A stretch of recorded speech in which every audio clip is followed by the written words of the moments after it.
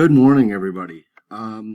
Just wanted to take a moment and post today a summary of all of the different ideas that you sent in last week about how we could compare Judaism, Christianity, and Islam.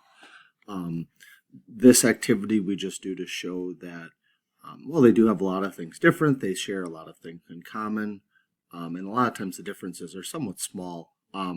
But just to go through some of the different ideas, what I did is I went through and took most of the suggestions off the sheets that you had done. There were a few of them that I thought were very interesting, but maybe got a little complicated, and without being able to be together, I'm not going to try to explain them here. So anyway, the one I did for you was when they started. Judaism was the oldest, Christianity came next, and then Islam was the youngest of the three. And they were all monotheistic. The founder of Judaism is usually considered to be Abraham, the father of all the Jews. Jesus and his teachings and the people's belief around his life and whether or not people believe he is the Savior is what makes them Christians or not. So he is really the founder of Christianity, and Muhammad and his teachings were the foundation of Islam. Judaism was founded in Israel, as was Christianity. Islam, the ideas of Muhammad came out in the cities of Mecca and Medina, although a lot of his stories he traces back and shares with the Jews. Again, they both believed to be descended from Abraham. Followers today, Christianity is the largest religion in the world, 2.1 billion people. Europe, North and South America are the primary locations. A lot of the spread of Christianity came from the dominating that Europe had over the rest of the world. Europe colonized so many parts of the world, and wherever Europe colonized, they usually brought Christianity with them. Islam is the second largest religion in the world today. Originated in the Middle East, spread out from there to Northern Africa.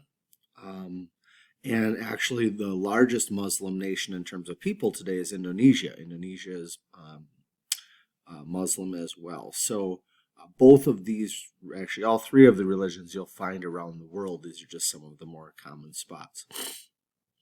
Judaism, much smaller, 14 million people.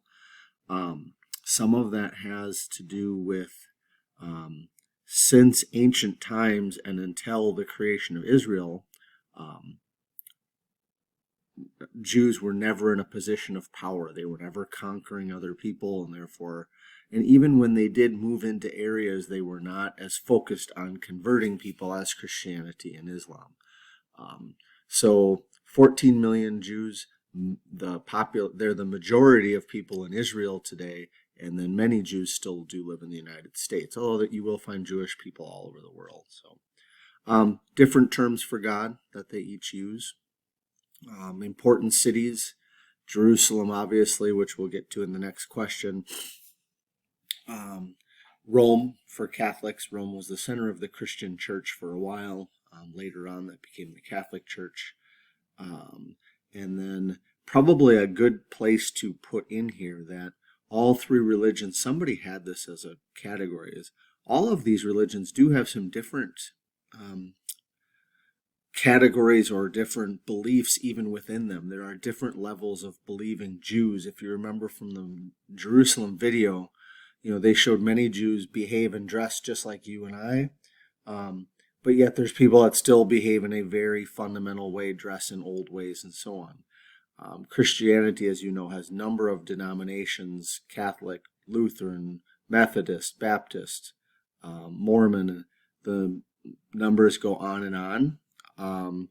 And same with Islam. There's different beliefs in Islam. Sunni and Shiite are two. And just like we're going to find out that these religions and their religion beliefs cause wars with each other, there's also been a lot of conflict within certain religions. There's been violence between Jews against other Jews, and from Christians on other Christians, and from Muslims on other Muslims when they disagree over some of their beliefs. Even within their own religion. Jerusalem. This also goes back to your video question that you did last week, just those three questions about why Jerusalem was important. Again, for Jews, it was the site Abraham was going to sacrifice his son. It is where the capital city was built. It was the most important city in the Jewish Empire. And today it's the remains of the second temple called the Western Wall or the Wailing Wall. That temple was destroyed by the Romans when they kicked the Jews out of Jerusalem. It's the holiest site in Judaism today. Christianity, it is because Jesus was a Jew. He was born near Jerusalem. If you look, Bethlehem and Jerusalem are not far apart. And obviously he traveled there, taught there, and much of his life was in that city, the most important city in the region. And then ultimately, the most important event for Christianity was Jesus being put to death, and then Christians believing that he rose from the dead. The site of that is this Church of the Holy Sepulchre. That's what you saw in the video. There's a Christian church built on the site, which, by the way, is not very far from this Western Wall or the Wailing Wall. They're very close together. Not as close as the Muslim mosque that is built at the site where they believe Muhammad went up to heaven and spoke to Allah. They built a famous mosque called Al-Haram al-Sharif, also known as the Dome of the Rock. And it's a dome. There's many mosques have domes. This one has a dome.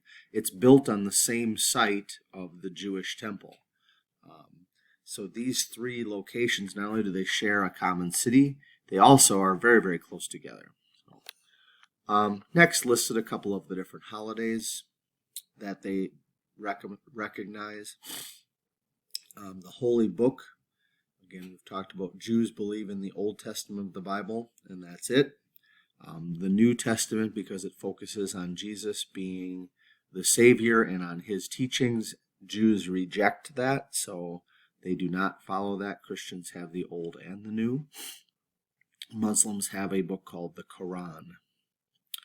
Holy Day of the Week, Saturday for Jews, Sunday for Christians, Friday for Muslims.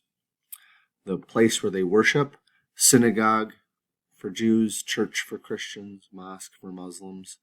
And again, you can see the name, what they call the followers. And then finally, some of you focused on their adult life.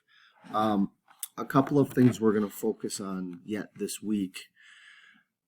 One of the, honestly, the real reason for this unit is to understand these three religions and how they kind of grew out of the same traditions. But we are going to be focusing on some of the conflicts, wars, and violence that have come from the fighting between these three religions, and even fighting about what the religion says its followers should do. If you look in all three of their teachings, going back to the Bible or the Quran, there is countless references to peace and treating others well. And for those of you who are Christians, know treatment of the poor and treatment of those less fortunate, and that Jews and Christians share a commandment that says thou should not kill.